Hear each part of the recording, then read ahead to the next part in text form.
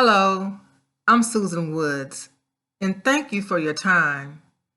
I am continuing on my quest to expose the Black Lives Matter Global Network Foundation for the corrupt entity it really is.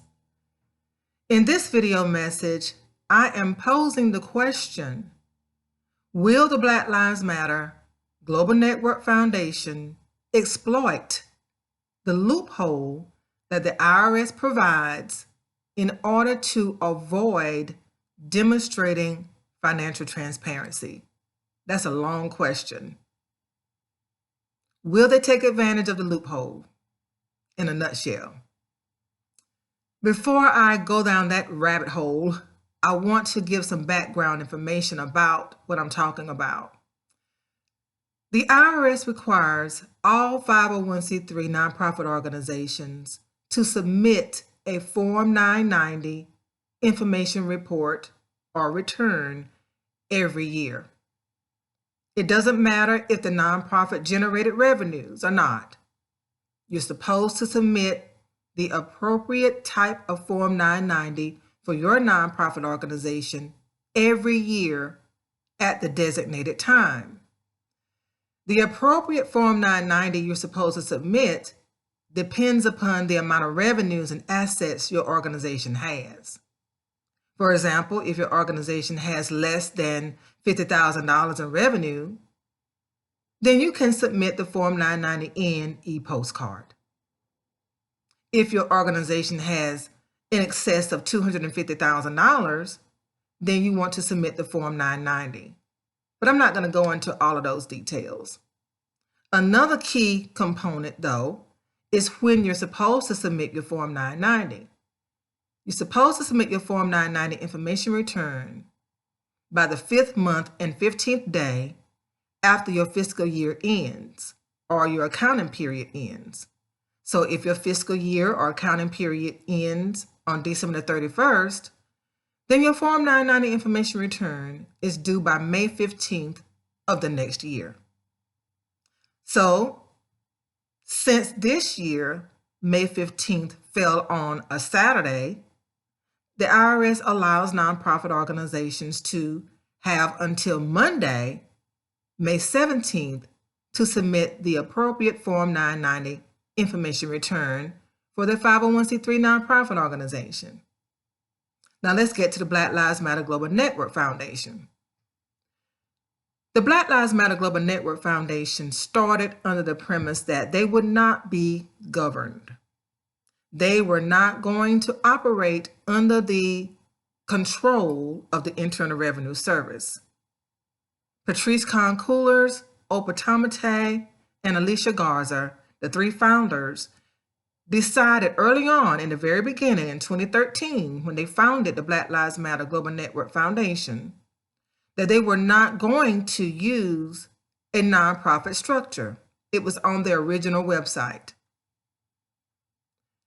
Instead, they chose to operate freely so that they could implement whatever services they wanted to implement without being governed by a board of directors, which is required for all 501c3 nonprofit organizations. They didn't want the structure.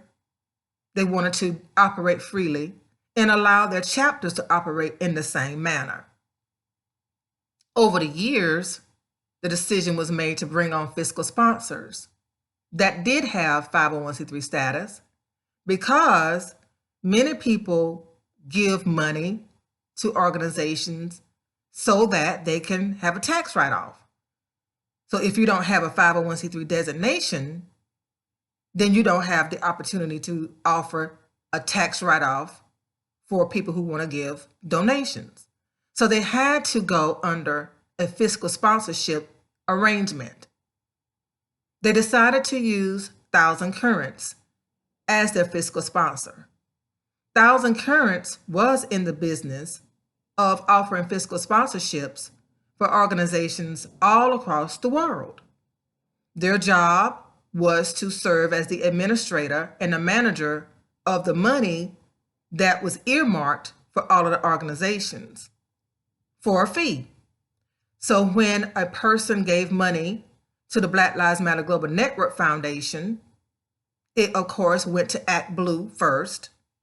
Act Blue is the financial processing center for the Black Lives Matter Global Network Foundation, sort of like PayPal. They take their part off the top, which is 3.95% of every dollar, and then the remaining money was then sent over to Thousand Currents to manage for the Black Lives Matter Global Network Foundation. So when the Black Lives Matter Global Network Foundation needed money, they had to go to Thousand Currents to request it. Thousand Currents was the fiscal sponsor for the Black Lives Matter Global Network Foundation until June of last year. In June of last year, Thousand Currents decided that they no longer wanted to operate as a fiscal sponsor for any organization. They just gave up the fiscal sponsorship part of their platform to focus on other things.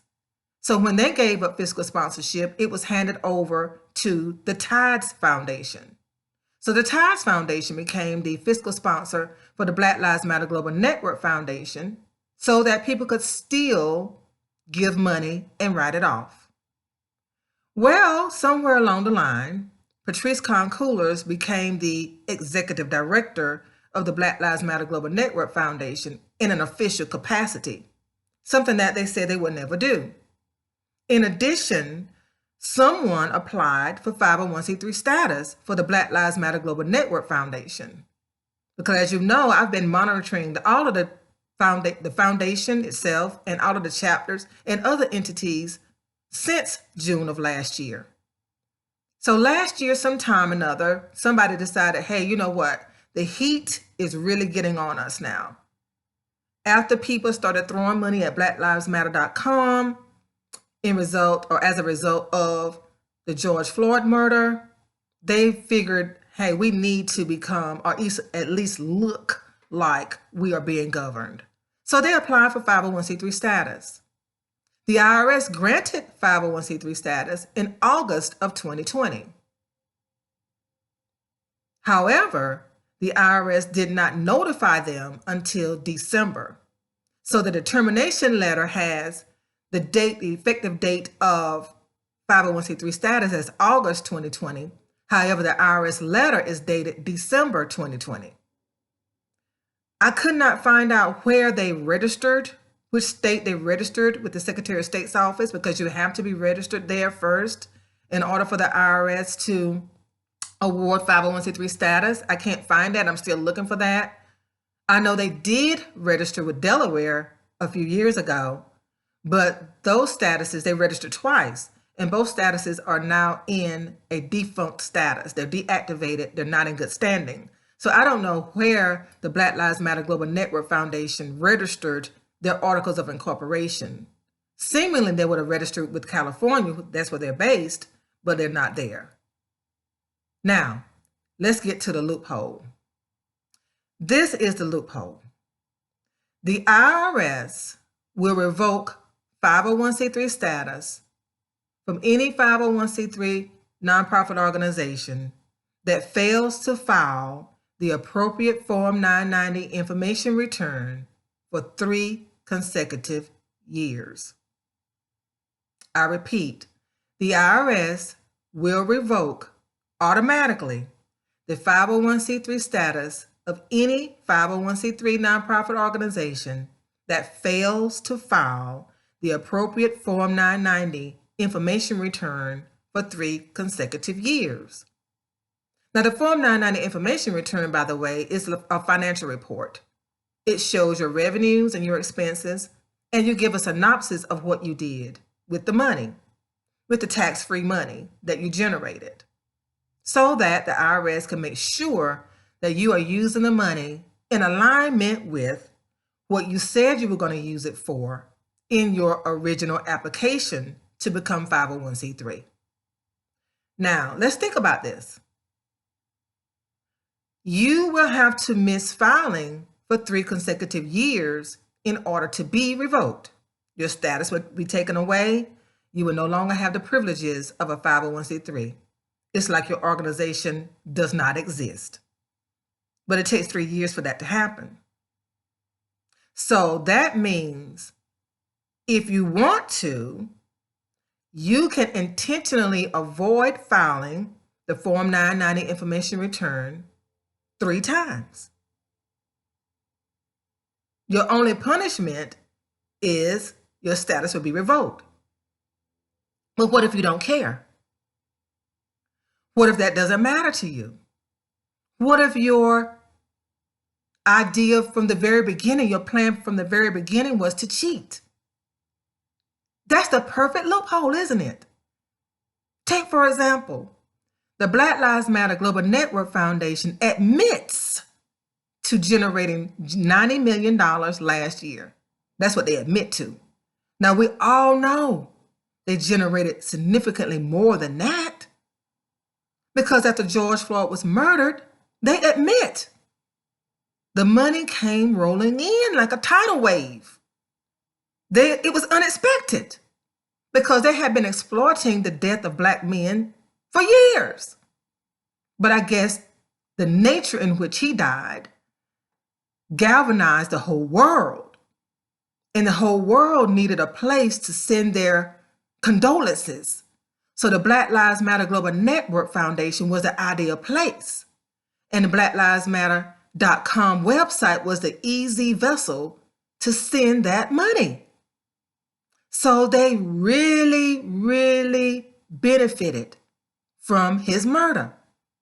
That's harsh to say, but it's a fact.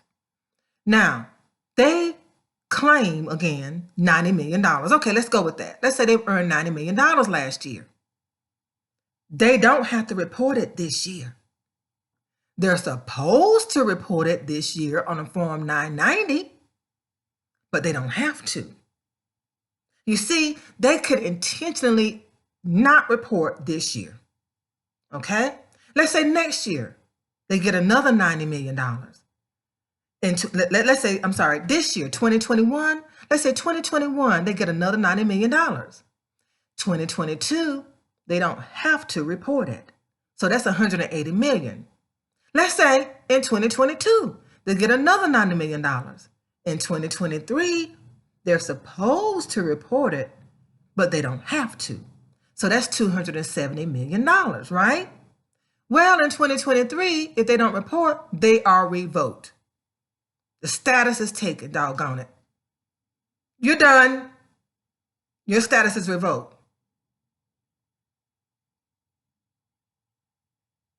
Who cares?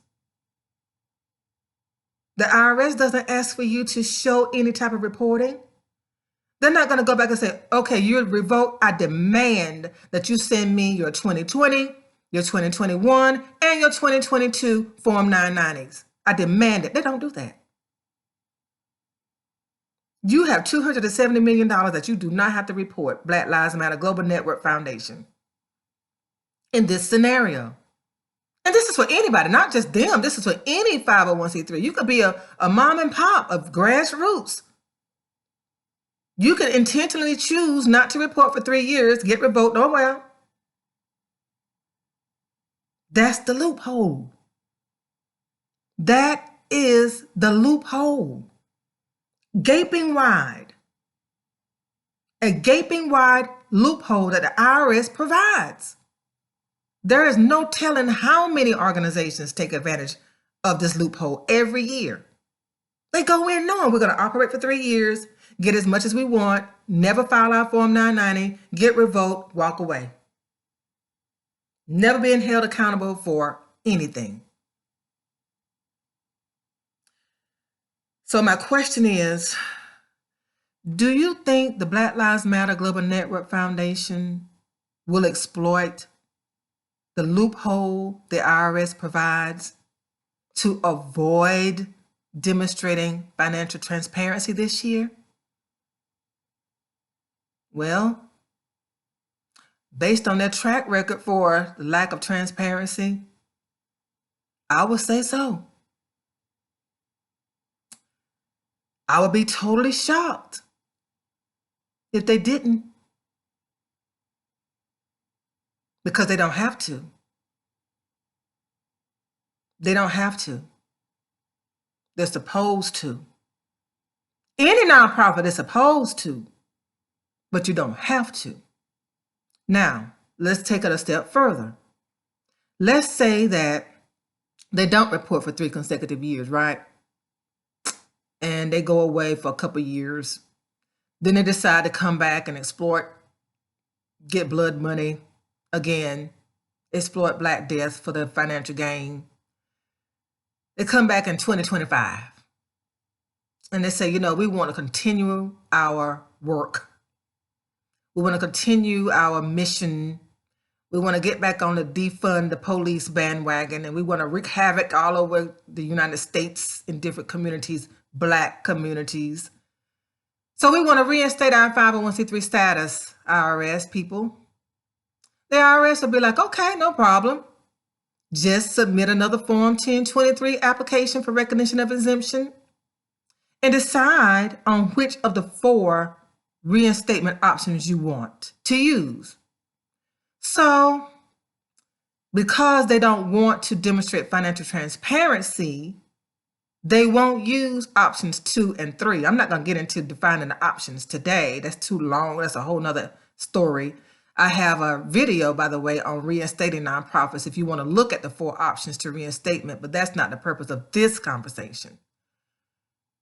Because of their track record, I'm quite sure they're not going to choose options 2 and 3 because they require you to go back and show what you did on those years you were revoked, on the years that you did not submit a Form 990. You will have to actually submit Form 90s for those 3 years that you did not do it. They're not going to do that, okay? So scratch 2 and 3. Number 1 depends on how soon you want to reinstate, because it's a streamlined retroactive reinstatement process. So let's say like it's 2025 would be too late. So let's forget number 1. They are going to do number 4. The reinstatement option number 4 only requires you to say, you know what? We messed up.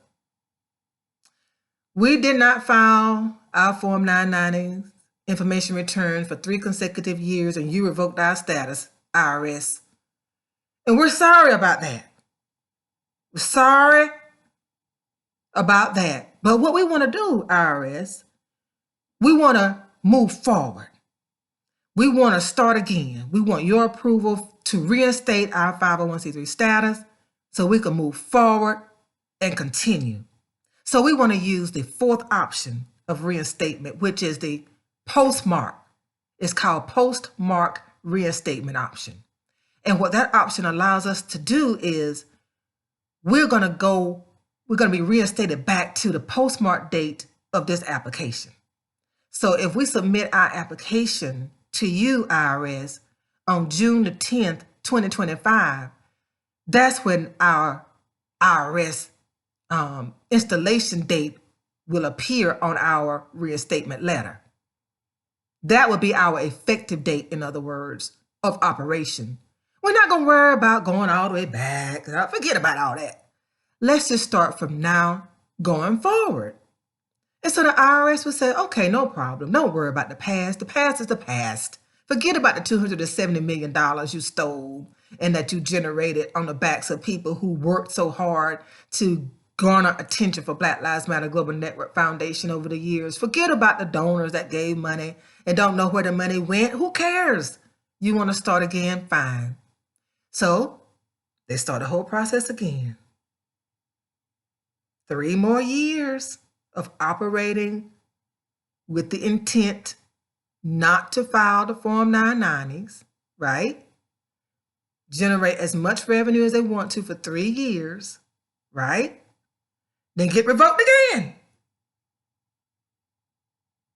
That's the loophole.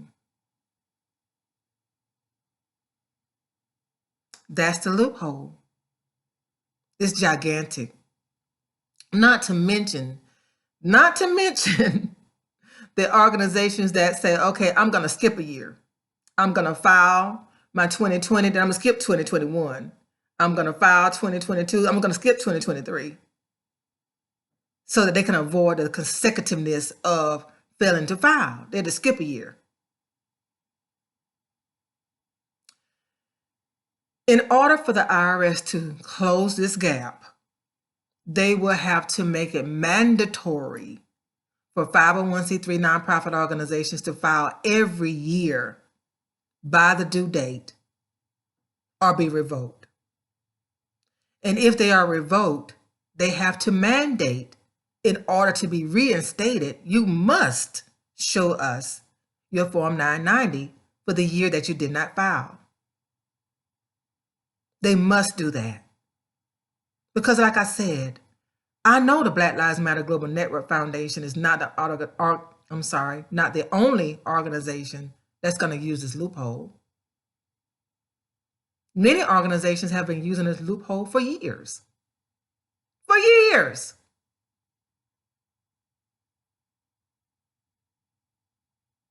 It's just exploitation. That's all it is. Exploitation, intentional. So, what do you think? Do you think the Black Lives Matter Global Network Foundation is going to share their Form 990 information return on Monday, May the 17th?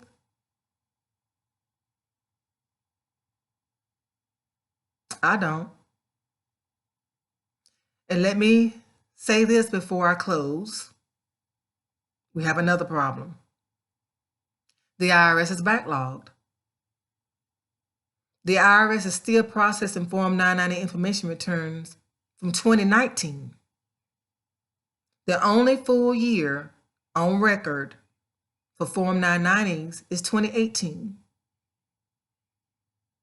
So how will they know if they submitted it or not, if they're that backlogged? They don't know. They will eventually know, of course, when you submit a Form 990, it's going to be date stamped. But it's not going to be uploaded to the IRS website until they're finished, until they've reviewed it. Charity Navigator and GuideStar are two nonprofit organizations that serve sort of like as watchdogs. They upload 990s when they get them from the IRS. The FoundationCenter.org is another organization that uploads 990s when they get them from the IRS.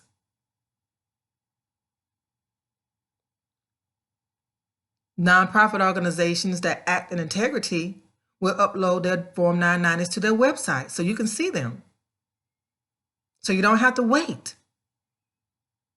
So Patrisse Khan Cullers, since she is the executive director of the Black Lives Matter Global Network Foundation, she can upload the Form 990 on Monday to blacklivesmatter.com to demonstrate goodwill, to demonstrate transparency, to let people think that she is at least trying to be above board with a $90 million investment from last year into the organization.